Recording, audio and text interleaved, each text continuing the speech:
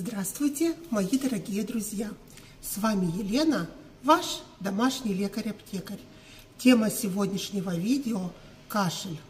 Кашель у взрослых.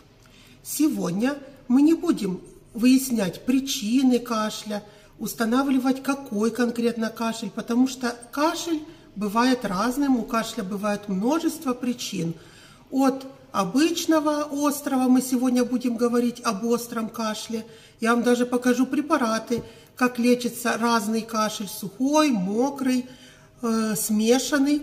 Разберем, что такое, какой вид кашля. Но мы не будем говорить о всех причинах кашля. И мы не будем говорить, если он связан с каким-то заболеванием, а он может быть и аллергического плана, хронические бронхиты, прием каких-то препаратов. Например, очень часто кашель вызывают препараты, кто принимает препараты от повышенного артериального давления. Часто вызывает такой кашель препараты из группы лизинаприлов, диратон, например, лаприл, или же препараты из группы рамиприлов. Там уже идет амприл и другие препараты. Мы об этом сегодня не говорим. Мы будем говорить о кашле. Я вам даже покажу препараты для разных видов кашля. И обсудим немножко, как разобраться, какой у вас конкретно кашель. Вот вы простыли, было переохлаждение, и перед тем, как идти к врачу, вы идете, конечно, куда? В аптеку. Правильно, чтобы фармацевт вас послал к врачу обследоваться, посмотреть, что там у вас случилось. Потому что причина кашля, как мы уже выше немножко я затронула тему, может быть совершенно очень разные, обширные причины. Значит, мы говорим о 3 видах кашля. Это непродуктивный или сухой кашель, это продуктивный кашель, влажный кашель и кашель смешанного типа. Значит, как определить, какой кашель? Очень часто хороший фармацевт может попросить, когда вы не можете определить, какой тип кашля, сказать: пожалуйста, отвернитесь в сторонку, покашляйте, чтобы я могла определить, что у вас за кашель, если сам человек не знает, какой тип кашля у него. Значит, первый, сейчас обсуждаем непродуктивный сухой кашель. Это мучительный кашель, он часто раздражающий, мокроты нет, или же она выделяется совсем чуть-чуть, совсем изредка. Что может еще происходить в это время при сухом кашле? И это очень часто, кстати, и происходит. Першит в горле, может быть боль в грудной клетке, и он часто очень тяжело проходит. Он может даже длиться где-то в течение месяца, иногда даже до 2 месяцев такой кашель может быть. Значит, я советую во всех случаях идти обязательно к врачу. Первое, что сделать, пить побольше жидкости, побольше чаев, ромашковый чай, чай из чабреца. Можно сделать чай из корня солодки с ягодками калины, очень вкусный чай, полезный чай.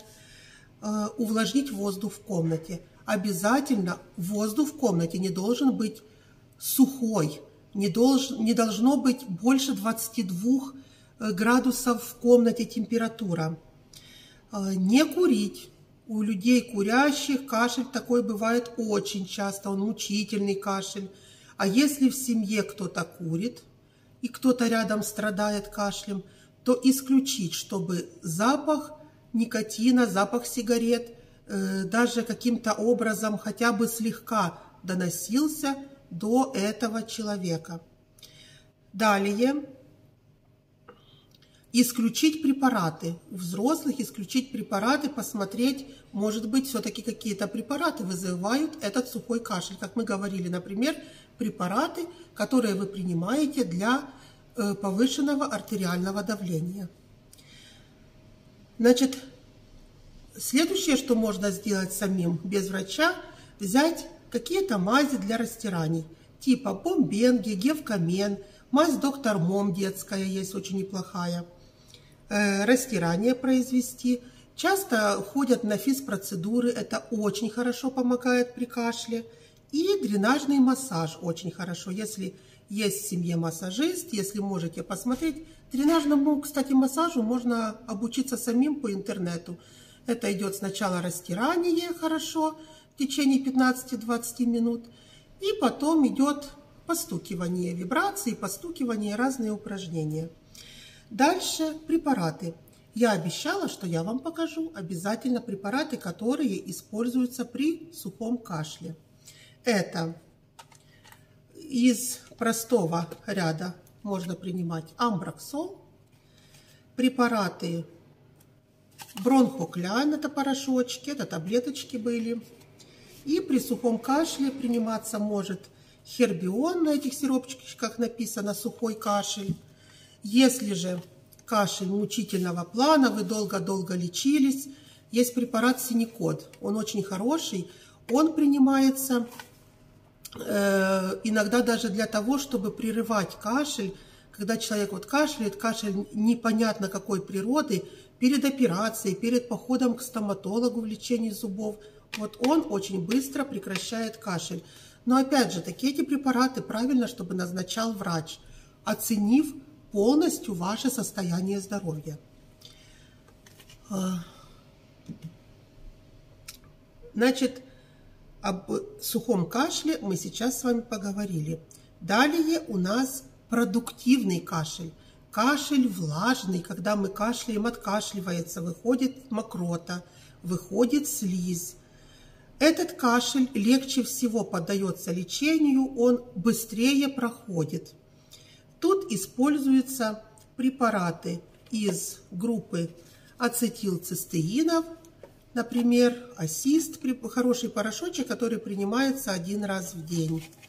Далее знакомый всем простой мукалтин, который можно принимать по 2 таблеточки 3 раза в день, а можно принимать, добавляя в чай. Но учитывайте, читайте инструкции, у всех препаратов есть противопоказания. И все препараты вообще-то должен назначать вам врач. Также есть сиропчик из корня солодки. Тоже используется натуральный. Значит, также при мокром кашле можно тоже, что я говорила, массаж, дренирование, вот тоже такой с вибрацией, и он у вас быстрее пройдет.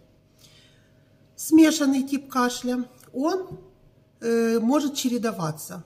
То быть сухой, то быть мокрый, то может ночью быть мучительным, днем откашливается. Тут идут препараты простого ряда, которые вы можете взять в аптеке, препараты плюща. Их очень много. Проспан, микстура Хо, Пектолван, то есть натуральные препараты.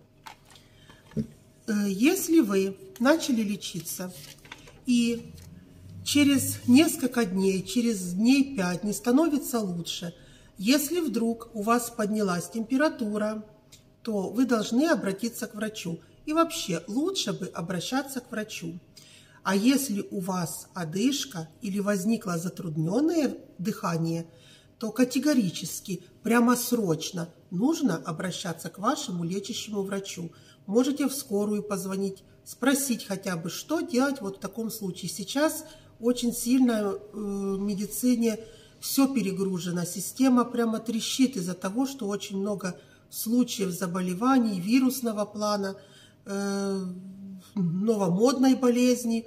Поэтому хотя бы звоните, спрашивайте с врачами, общайтесь, потому что правильное лечение назначать вам должен врач.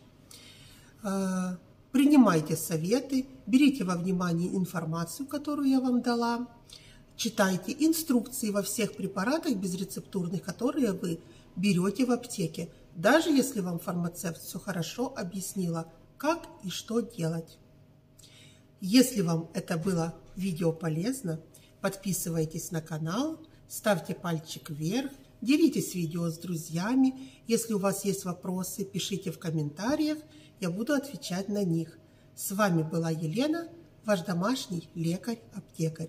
Будьте здоровы, друзья, и не болейте.